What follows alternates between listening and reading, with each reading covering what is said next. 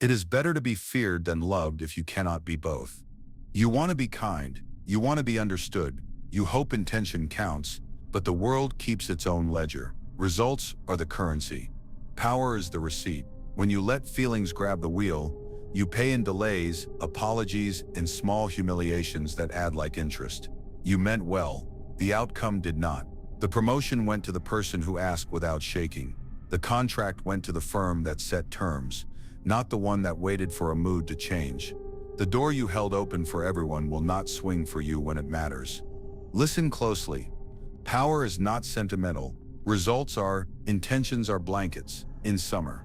Warm, soft, and useless when the heat rises. You tell yourself patience is noble. Often it is simply a failure to set a price. You tell yourself empathy will be returned. Often it becomes a discount others keep forever. The heart may advise, but it cannot negotiate. It has no ink to sign. It has no guards to post. When you place it on the throne, the treasury empties. The calendar fractures and strangers learn the useful rumor. You never enforce. Imagine a city governed by feelings. The mayor forgives when he should act. He calls it mercy. Predators call it room to move. A shop burns and he holds a listening circle while the arsonists watch from the crowd, counting exits. The council meets to process a threat. The threat does not wait. Night after night, the curfew is suggested, and the wolves learn the schedule. Children whisper that the gates are never really closed. Merchants keep their best goods at home. The streets are quiet, not from peace, but from fear. At the north gate, a guard hesitates. He worries about seeming harsh. He wonders if the stranger's smile means goodwill. The smile is a mask. The cart is full of knives. By the time the anthem starts, the walls already have guests. One pause, one warm thought, one city taken by a compliment. This is not a medieval fable. It is your morning. Your inbox is a courtyard. Your phone is a bell tower. Your calendar is the city wall. And strangers leap it every hour you leave unguarded. You think you are being generous with time. You are surrendering it without a treaty. You think saying yes will buy love. It rents a short silence. You think explaining will calm chaos. It feeds it a map. Your life is a small state to govern. Your money a treasury, your health, the harvest, your attention, the standing army that must not sleep, your reputation, the flag above the citadel. If it falls, your citizens scatter. You are the prince of this modest domain, not a tyrant, a custodian. Your task is not to feel less, it is to rank feelings beneath strategy, kindness with a key, empathy with a budget, warmth with a wall. Not every visitor enters, and no one lingers for free. So set terms, announce hours, post consequences. When someone misses the deadline, the penalty is not anger, it is policy. When a friend asks for the 10th favor, the answer is not a speech. It is a boundary with a door that swings on hinges you control. When your heart storms the palace demanding rule, invite it to counsel, then hand the decree to reason. The city sleeps when the watch is firm. You cannot stop storms, but you can store grain. You cannot choose fortune, but you can train the guard. You cannot make the world gentle, but you can make your gates honest, open at the right time, closed at the right time, defend it all the time. Respect follows clarity. Loyalty follows certainty. Love that survives your rules is safe to keep. This is the cold truth. Feelings are citizens, not kings. Govern them, and your city holds. Obey them, and your city burns. I will consult feeling, but I will obey reason. It is better to be feared than loved. If you cannot be both, comfort whispers that you have arrived. It hands you a soft chair, a steady paycheck, a calendar with fewer alarms. It says rest. You're safe, but comfort isn't peace. It is a nap taken beside an unlocked door. Routine becomes a lullaby. Convenience becomes a blindfold. You stop checking the locks because nothing bad has happened lately. Decay begins in the quiet. Muscles atrophy. Standards soften. You call it balance. It is drift. Look at your mornings. The snooze button trains you to negotiate with yourself and lose. The coffee is strong. The goals are vague. You answer notifications before you choose priorities. By noon, you have been pulled by 10 small hands you never saw. Comfort promised there would be time later. Later arrives with nothing left. At work, you keep the same clients, the same low price, the same pleasant emails. You avoid raising your rate because the status quo feels safe. Yet every month your margin shrinks, and the clients who praise your flexibility pay you less for it. Comfort lowers the guard when the city needs watchmen. It makes you generous with what should be scarce: your attention, your energy, your yes. You think kindness is measured by how often you yield. Predators prefer cities like that. They enter as friends, smiling, testing. They ask small favors, then larger ones. They treat deadlines like weather. Still, you say yes, because peace matters more than order. But a city without order attracts siege. The velvet cage is still a cage, and you decorate the bars with polite phrases while your authority rusts. Now the myth of being loved. You were told that if you give enough, people will stay. That if you explain, they will understand.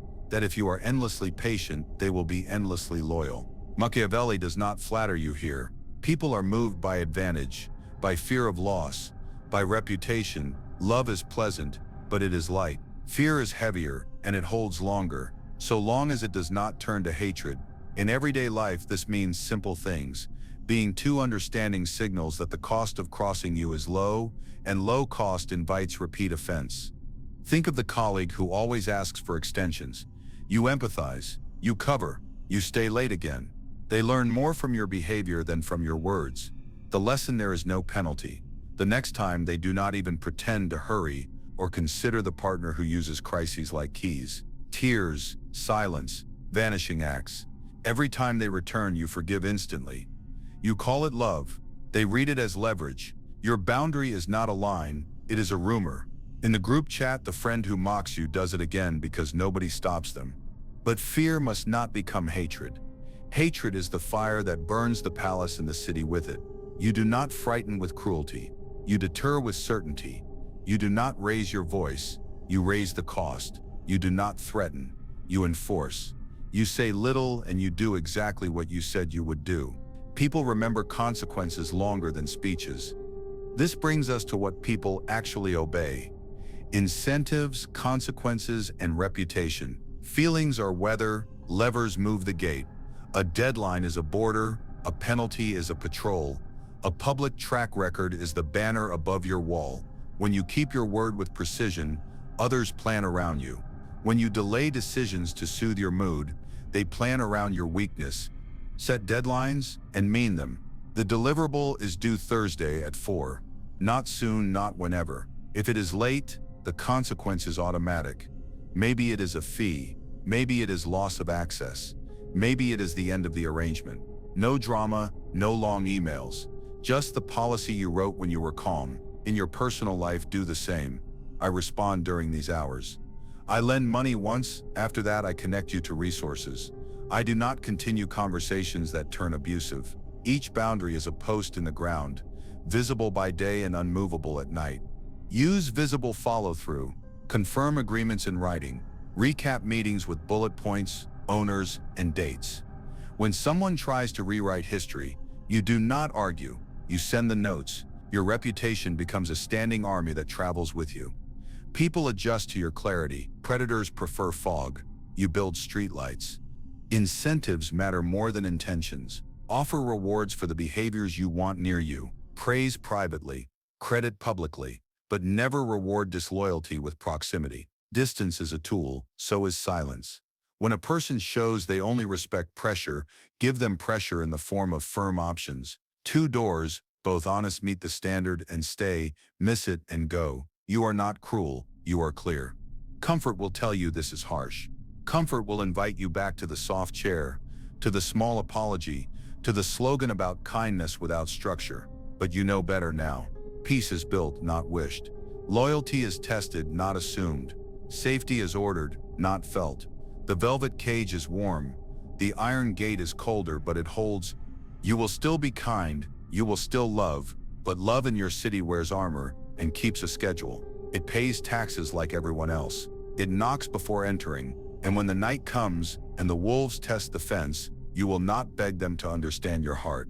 You will show them your wall, your watch, and your word kept to the letter. Let comfort serve, not rule. Your enemy does not need to read your mind. Your fear speaks for you louder than any confession. Fear is a traitor in the throne room. You sit at the head of your small state, your time, your money, your reputation, and the traitor wears your face. You fear rejection, so you discount yourself before anyone asks. You fear conflict, so you soften terms and call it flexibility. You fear loss, so you cling to what is failing and pretend patience is strategy. Watch the pattern. Whenever anxiety rises, your price drops. You do not negotiate. You surrender with a smile and rivals learn your code. See the ordinary scenes. A client sends a quick revision that doubles the work. You say yes because you fear the sigh. If you say no, a partner returns late, again with excuses. You accept it, not because it is believable, but because you dread the argument. A friend borrows money while reminding you of the time you were helped. You hand it over though the ledger is uneven, because you fear being called cold. The outcome repeats. They adjust to your fear, not your words. Fear makes you predictable. Predictable rulers are easy to corner. You apologize before you are accused. You add 3 paragraphs to every email, hoping to preempt frustration. You check in when you should demand delivery. Your calendar fills with other people's emergencies, because your fear of conflict signed the invitations. A rival does not need to threaten you. They only need to raise one eyebrow. The guards open the gate for the mood. The cure is not bravado, it is policy. Write your standards while you are calm and obey them when you are afraid. Decide the rate before the meeting. Decide the deadline before the project. Decide the penalty before the breach. When fear arrives, point to the law on the wall and proceed. Execute the plan you drafted in daylight. Now the other leash, craving admiration. The need to be liked is a rope, the smile is a hook, the praise is the bait. Flattery buys access, guilt buys obedience. You want to be seen as generous, understanding, effortless under pressure. This image takes loans from your future. The more you perform for applause, the more power audience holds over you. Consider the workplace charmer who compliments you before asking for a small favor. You're the one who can fix this. You glow and the gate swings. Hours go missing. Your priorities starve and your kindness becomes the road they travel. Or the partner who knows you fear being called selfish. They sigh at your boundary, tilt the head, and you hurry to prove love by erasing the line you drew. Desire to appear good chooses on your behalf and sends the bill to your future. Admiration is sweet, but as a motive, it is treacherous. When you chase it, you outsource decisions to strangers. You overspend to look successful, overwork to look committed, and overpromise to look indispensable. You buy applause with debt, money, sleep, integrity. When the applause fades, you scramble for a louder stage and pay again. This is not governance. It is servitude in costume. Cut the leash. Replace the hunger to be liked with the duty to be clear. Decide what good means in your city and enforce it without a billboard. Let your work deliver the proof. Let your boundaries carry your respect. Praise is weather, not worship. When flattery comes, ask for details in writing. If the praise is real, it will survive the paper. When guilt arrives, ask for terms. If the love is real, it will survive the rule. Finally, the blind spots, the corridors for ambush. These are not mystical shadows. They are gaps in your awareness where predictable losses occur. Where do you overspend? Where do you overshare? Where do you overcommit? These questions are mirrors held to the angles you avoid. Rivals do not need brilliance. They only need to walk the same corridor every time you leave it lit. Overspending is vanity in armor. You buy to look calm, capable, ahead. But the ledger records truth, not intentions. Oversharing is control disguised as intimacy. You tell too much too soon, hoping to secure alliance with disclosure. Instead, you offer a map to your triggers. Overcommitting is fear reborn as promise. You accept every invitation because you fear missing the one that changes everything. Then your soldiers' attention, energy, sleep are split across too many fronts and the fortress thins. Conduct a personal audit like a captain. Take 1 hour, list 3 recent decisions driven by fear or flattery. Name the cost in time, money, and reputation. Identify who benefited. Was it the colleague who learned you will work late without complaint? The acquaintance who treats you as a permanent line of credit? The crowd that applauds while you bend until you break? write their names. Not to hate them, but to study the routes they used. Then for each route, build a gate. Turn findings into security.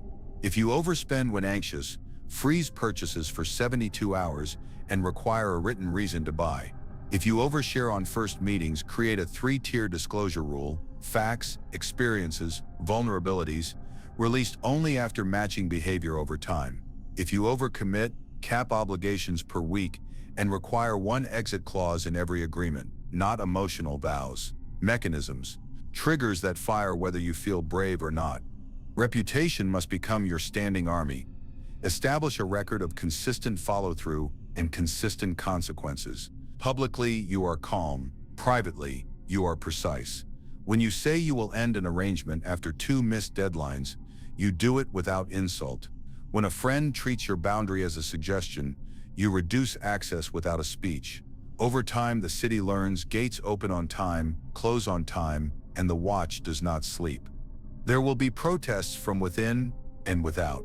The inner traitor will call you cruel. The outer petitioner will call you rigid. Remember the aim: security first, then kindness. A secure city can host festivals.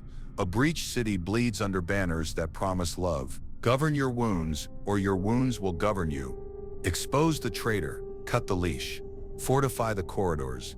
Your fears and cravings are citizens, not rulers. Seat them in the gallery, not on the throne. Let policy speak when panic rises. Let evidence vote when praise arrives. This is how you take back the room where decisions are made and keep it clean when the storm knocks on the gates. I will see the pattern, close the gate, and choose. He who wishes to be obeyed must know how to command. You tried to be good. You tried to be gentle. You believed patience would protect you. This is the autopsy of what followed. The fall of the kind ruler begins small. A manager means well and promises flexibility because the team is tired. Deadlines slide just this once. The calendar is edited, not enforced. People nod, relieved. The first week feels humane. The second week feels loose. By the third, no one is sure which promise counts. She writes longer emails to soften uncertainty and apologizes for any confusion, as if confusion were rain and not weather she controls. A project slips. She shields the offender. Another slips. She blames circumstances.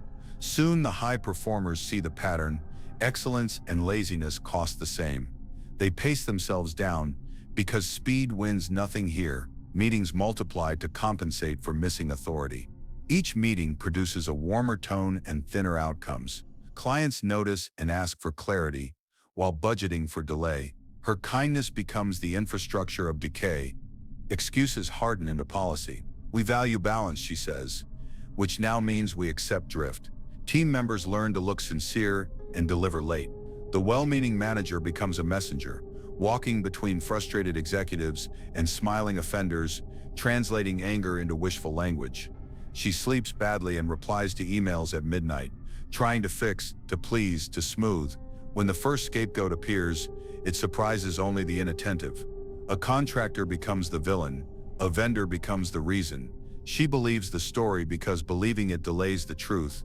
Authority unused becomes authority lost. By quarter's end, the brand dulls. By year's end, the resume reads like a witness statement. She wanted to be loved by the team. The result is quieter. She is trusted by no one. In the hallway, the jokes are soft knives. She's nice. In commerce, that phrase means unsafe. At home, the same parable uses new actors. A partner forgives everything to keep peace. Missed calls, late arrivals, promises rewritten mid-sentence. There are explanations for every breach. Work stress, family trouble, shadows from the past. The forgiving partner absorbs the cost like a sponge, then wonders why the room feels damp. Over time, the relationship becomes a game of boundary chicken. The one who says no last loses. When the forgiving partner finally refuses, the other erupts. The truth stands up in the smoke. Gifts without price taught entitlement, not love. Now watch how love turns to contempt. Giving without boundaries trains others to expect without gratitude. You cover the shift for the coworker again, and the thank you shrinks. You lend money to the friend who never repays, and your number becomes weather avoided when cloudy. You listen to the partner's storms for hours, and the next day they lecture you about patience. The more you give without price, the less your gifts are worth. The instant you charge time, honesty, consequence, the taker calls you cruel because cost breaks the spell. They were loyal to your weakness, not to you. Contempt blooms because unpriced generosity advertises weakness. The market responds. A client stretches scope to test you. A relative makes jokes to test you. A boss assigns weekend work because you're a team player. None of them are monsters. They are human calculators. If it costs nothing to use you, they will. The mirror also holds the day you set a visible boundary, your real allies appear. They adjust. The opportunists either adapt or exit loudly. Let them. Noise is leverage breaking. Emotion-led generosity buys future disrespect because it confuses private feeling with public policy. You feel sympathetic today, so you suspend the rule. Tomorrow, you try to reinstate it, and no one believes you. In a state, laws that flicker invite rebellion. In a life, boundaries that flicker invite contempt. You are not asked to harden your heart, you are asked to harden your standards. Now look inward. Fragmented self, fragmented state. Inside your mind, factions campaign. Fear wants quiet at any price. Pride wants applause at any price. Guilt wants penance at any price. Each speaks in urgent whispers. Reason, the rightful ruler, leaves the chair to be more relatable. In its absence, the court becomes theater. Decisions are made by whoever shouts most convincingly. You call it mood. In governance, it is a coup. Fear's party runs on headlines. If you push back, they will leave. Pride's party runs on banners. If you say no, they will stop admiring you. Guilt's party runs on sermons. If you enforce the rule, you are cruel. Vote for all three, and you will get a nation of apologies with no roads built. Symptoms follow. You delay hard conversations, polish delicate phrasing to avoid saying anything, and then panic when the results are equally delicate. You chase harmony and produce chaos. You signal compassion and deliver confusion. The state splits because the ruler abdicated. This collapse is avoidable. The palace can be retaken. The first step is an audit, not a confession. List 3 recurring failures. Name the broken rule behind each. Write a law you can keep on your worst day. Post it in your calendar, in your budget, in your mouth. I do not accept late work twice. I do not negotiate through guilt. I do not lend money without a contract. These are not speeches, they are rails. Trains run where rails are laid. Then repair reputation, not with slogans, but with consistent acts. Keep one small promise in public every day for 30 days. Arrive on time. Send the notes. End the call at the minute you said. When someone crosses a posted line, act once, cleanly, without anger. End the arrangement, or apply the fee. Expect resentment. Expect stories told about you in softer rooms. You are changing the price, and those who bought you cheap will complain to the cashier. Finally, restore the ruler. Let reason sit, not to freeze feeling, but to rank it. Compassion enters as counsel, not king. Pride speaks, then leaves. Guilt offers history but does not write law. Fear reports risks in numbers, not nightmares. The city will not transform overnight, but you will feel the quiet click of doors finally shut. The watch will learn your signal. The streets will learn your rhythm. Those who prefer fog will move on. Those who prefer daybreak will lean in. A kind ruler can still be firm. A humane partner can still be exact. A generous friend can still be scarce. Kindness without command dissolves. Command without kindness corrodes. The craft is union, a warm heart within a hard frame. The world respects that geometry because it holds under pressure. You do not need a new soul to recover authority. You need a new spine of habits. Less promise, more policy. Less hope, more schedule. Less talk, more tally. The autopsy is complete. The cause of death was avoidable. The patient can stand. I will be kind and I will command. Everyone sees what you appear to be. Few experience what you really are. Look closely at your past. The sweetest stories run on cheap fuel. People praised your patience when your schedule paid the bill. They loved your generosity when your wallet did the lifting. They called you understanding when your boundaries evaporated on command. This was not romance, it was logistics. It felt like love because the lights were on and no one complained. But the meter was spinning and you were the only one checking it. Affection without cost is not loyalty. Real loyalty carries weight on both shoulders and still stands when you stop handing out cushions. The simple test is this: set a boundary and watch what survives. When you raised your price, who stayed and adjusted? When you stopped explaining every decision, who respected the silence? When you said, "Not this weekend," who planned better and who punished you?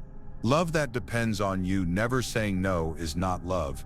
It is a bargain priced at your comfort. See the examples as clear as receipts.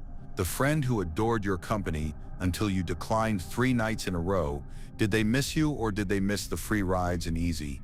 The client who wrote glowing reviews until you charged for rush work, did they value your craft or the discount? The partner who called you, the only one who understands until you ask for their share of the task, did they want you or a caretaker? The pattern is one lesson long. Every time you removed the subsidy, the love went missing with it. You do not need anger to learn from this. Keep the temperature low. A ruler reads the accounts. He does not shout at the ink. Ask, what did I provide? What did they provide? When terms changed, what changed? If the affection collapses at the first cost, it was never affection, it was appetite. And appetites are not evil, only honest when you stop flattering them with better names. Goodness is not governance. Warmth is not a system. You can be kind and still set prices for your time, attention, and trust. In a state, roads do not appear because the ruler means well. They appear because budgets, crews, and deadlines exist. In your life, peace does not arrive because you always try your best. It arrives because you post hours, define consequences, and treat exceptions like rare weather, not daily climate. Write simple policies and follow them when your heart wants to bargain. I accept calls during these windows. Rush work has this fee. I explain decisions once, then move. I revisit boundaries quarterly, not in the heat of a request. These rules do not make you cold. They keep you consistent. Compassion thrives inside good fences. People trust you when your yes means something and your no means tomorrow will still work. If you fear sounding harsh, translate policies into rituals of respect. Confirm agreements in writing. Acknowledge feelings without erasing standards. I hear you're stressed. Here are the options that fit my limits. A clear menu is kinder than a vague promise that dies at midnight. Virtue without structure frays into resentment. Structure without virtue freezes into cruelty. Choose both, a warm heart, firm terms. Now rewrite the story as evidence. Memory is dramatic, evidence is calm. Take 3 moments you called love and relabel them with the ledger open. The boss who called you a lifesaver every Friday at 5 p.m. You weren't loved, you were a no-cost insurance policy. The ex who said, "No one gets me like you," and ghosted when you asked for reciprocity. You weren't loved, you were a soft place to land. The relative who praises your generosity at gatherings and sneers when you decline a loan. You weren't loved, you were a reliable ATM with feelings. Write it plainly. I wasn't loved, I was useful. The goal is not bitterness, it is clarity. Bitterness keeps you in the story as a victim. Clarity moves you to the throne as an editor. With evidence you can design new terms. Without evidence you chase old ghosts and call it hope. Turn the evidence into contracts the future can enforce. When someone praises you, treat it as a signal to ask for terms. Thank you. Here are the conditions for this support. When a new partner says you are different, answer with structure. I care. I also keep commitments balanced. Time, effort, cost. When a client calls you indispensable, prove it by being dispensable. Raise the rate, shorten the leash, protect the calendar. The ones who value you will stay. The ones who value the subsidy will leave. This is not loss, it is sorting. Do not apologize for standards. Apologies are for harm, not for ceilings. Every city that survives posts limits on noise, speed, and fire. Your life is no different. If someone calls your boundaries unloving, measure the distance between their words and their willingness to carry weight. Love shows up with hands. Advantage shows up with open pockets and an empty schedule for your time. You will still love, you will still give, but your giving will have a spine and your love will have a ledger. You will test affection by its behavior at the checkout, not by its volume at the door. You will keep your circle small enough to protect and large enough to breathe. You will choose the dignity of priced kindness over the drama of endless rescue. This is the reframe.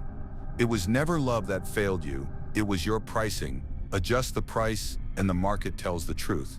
Adjust the policy and the city quiets down. Adjust your stories and the past stops running your gate. I will keep a warm heart and a hard rule. Steel in the frame, warmth in the rooms, that is how a city stands. You will not abolish feeling, you will govern it. Emotions are citizens to tax and conscript, not kings to obey. Today you write the charter for the state of you, and you will enforce it when the weather turns. Begin with the cold ledger and a warm heart. Clear policies. First, what you protect. Time, health, money, attention, sleep, reputation. Name them as sacred assets, because what is unnamed is easily stolen. Post your hours like laws. Deep work, meetings, rest, play. Treat sleep as a fortress with a curfew. Make health non-negotiable. Food that serves you, movement that keeps the army marching. Second, costs and penalties. Boundaries are prices printed in daylight. Late work carries a fee. Broken agreements trigger distance. Shouting ends the conversation. You are not angry, you are consistent. Third, rewards. Trust and access rise with proof. Show up 3 times, earn the key. Deliver on time, gain priority. Repeat respect, and doors open wider. This is not cruelty. It is order, and order is mercy to the future. Write this charter where you will see it when you are tired. Policy protects you from your softer hour. When the late-night message arrives with urgent, point to the posted window and answer at dawn. When the guilt-laced favor appears, consult the charter and let the rules speak for you. Your heart advises. Your law decides. Now become both fox and lion. 2 modes, 1 ruler. Fox first, rid motives, spot traps, verify claims.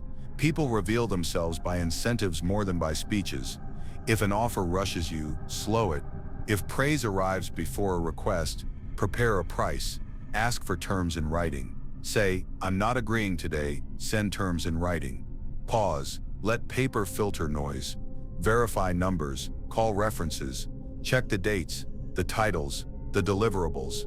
Then the lion act decisively.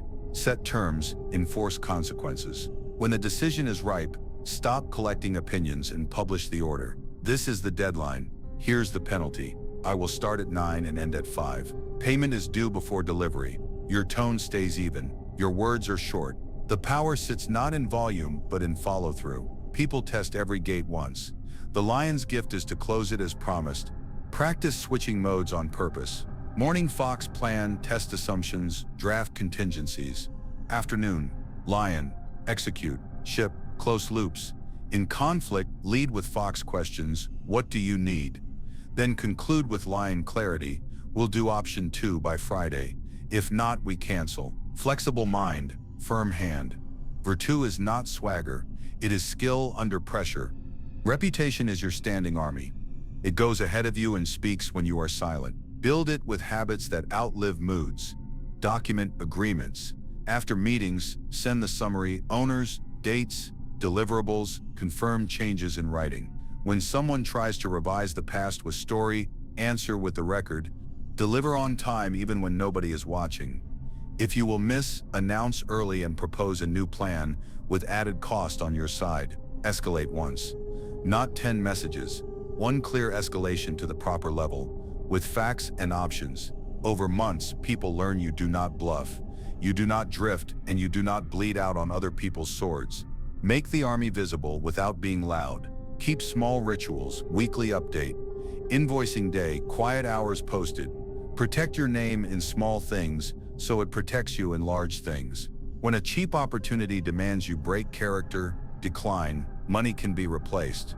Reputation compounds. Now make luck cheaper. Fortuna will still slam a door or flood a street, but you can lower the price of surprise. Keep reserves, time, money, energy. Time reserve. Leave white space on the calendar each day. Money reserve, 3 to 6 months of costs, sacred and boring. Energy reserve. Don't spend your best hours rescuing other people's chaos. Guard mornings for creation, afternoons for coordination, evenings for repair and rest. Diversify allies. Do not rely on one client, one platform, one person.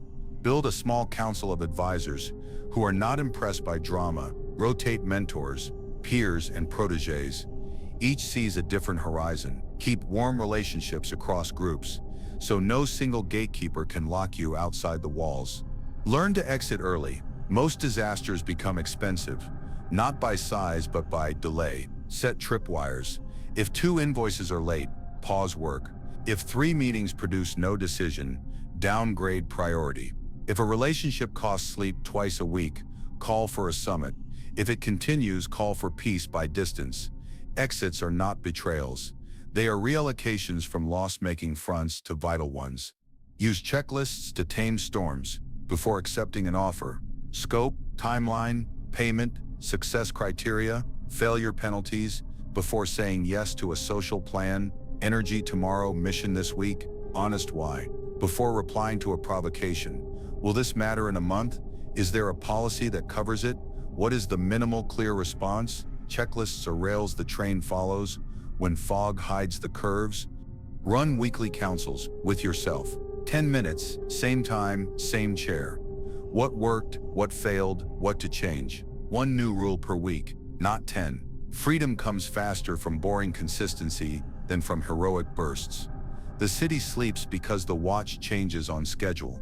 When emotion surges, seated in the gallery, anger may testify, it may not sentence. Fear may warn, it may not vote. Pride may glow, it may not spend. Listen, note, and return to the charter. Each time you obey the document instead of the mood, you thicken the walls. Each time you keep a promise to yourself, a soldier joins the army that reputation commands. Do not wait for perfect courage. Courage grows from procedure. Hold the meeting, say the line, send the invoice, end the call. Action writes confidence into the muscles. Feelings fall in step later, saluting the work already done. This is how you meet the shadow without surrendering to it. You conscript it, tax its fire into fuel, its worry into plans, its vanity into standards.